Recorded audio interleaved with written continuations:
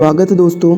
मुख्यमंत्री कन्या उत्थान योजना के तहत बिहार सरकार द्वारा स्नातक उत्तीर्ण छात्राओं को 1 अप्रैल 2021 के बाद उत्तीर्ण छात्राओं को 50,000 और उससे पहले उत्तीर्ण छात्राओं को 25,000 रुपये दिया जाएगा। जी हाँ दोस्तों, जैसा कि आपको पता है, तो आज हम इस वीडियो में बात करने वाले हैं कि इस योजना का लाभ उठाने के लिए क्या पात्रता होनी चाहिए और किन बातों का आपको ध्यान रखना है फॉर्म भरने के समय, और कौन कौन से जो डॉक्यूमेंट्स है वो ज़रूरी है इस योजना का लाभ उठाने के लिए, इस योजना के लिए फॉर्म भरने के लिए।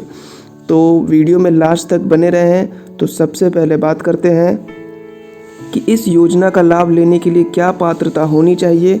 तो सबसे पहली चीज़ तो ये है कि आवेदक जो है, आवेदिका जो है वो बिहार राज्य की स्थायी निवासी होनी चाहिए।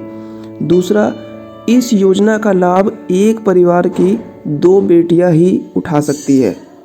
मतलब एक परिवार में अगर 2 से अधिक बेटियां हैं तो भी सिर्फ 2 ही बेटी इस योजना का लाभ उठा सकती है। अब मैं आपको बताऊंगा कि इस योजना के लिए फॉर्म भरते वक्त कौन कौन से डॉक्यूमेंट्स आपको अपने साथ रखने हैं।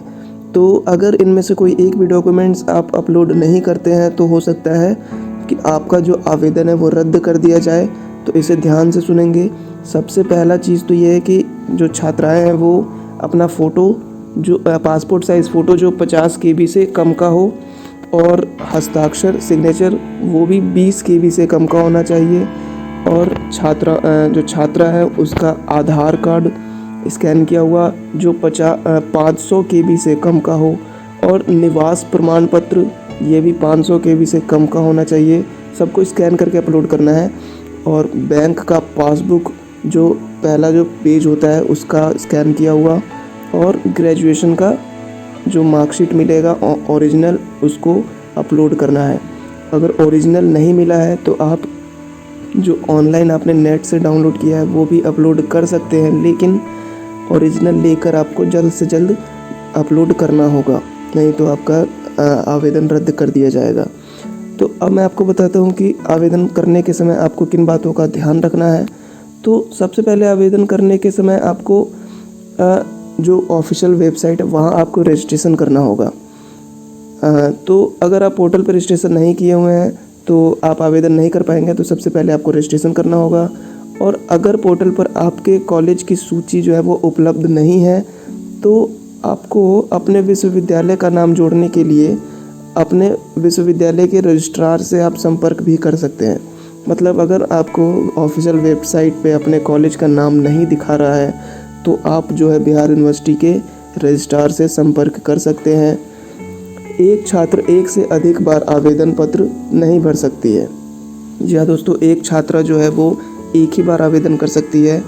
और अगर आपने आवेदन करने के वक्त आप जो भी डिटेल्स आपने दिया है वो चेक कर ले, क्योंकि आवेदन सबमिट करने के बाद आपका जो फॉर्म है वो एडिट नहीं हो सकता है। आप आवेदन करने के समय आवेदन पत्र को जो है वो ड्राफ्ट में भी सेव कर सकते हैं, मतलब सबमिट ना करके ड्राफ्ट में कर सकते हैं, ताकि आप बाद में फिर से दोबारा जांच करके सबमिट कर सके।